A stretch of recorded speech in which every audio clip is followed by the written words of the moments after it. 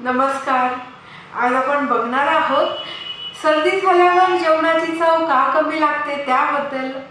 सगळ्यात महत्त्वाचं म्हणजे सर्दी झाली की नाक ब्लॉक होतं आणि नाक ब्लॉक झालं की जे ऑल्फॅक्टरी रिसेप्टर्स जे असतात नाकातले त्यांच्यापर्यंत ज्यावेळेस आपण अन्न खातो त्याचा जो फ्लेवर आहे तो फ्लेवर पोहोचत नाही. आता चव ही गोष्ट म्हटली तर त्याच्यात जिभेचा वाटा असतोच, पण नाकाचा सुद्धा महत्त्वाचा वाटा असतो. कारण जीभ जी आहे, जे सर्वसामान्य चवी आहेत, आंबट, गोड, खारट, तिखट या चवी जीभ सहज ओळखते. पण त्याच्यातला जो फ्लेवर आहे, जसं आपण कॉफी पितो किंवा चॉकलेट खातो, यातला जो फ्लेवर आहे तो फ्लेवर ओळखण्यासाठी नाक महत्त्वाची भूमिका पार पाडत असते.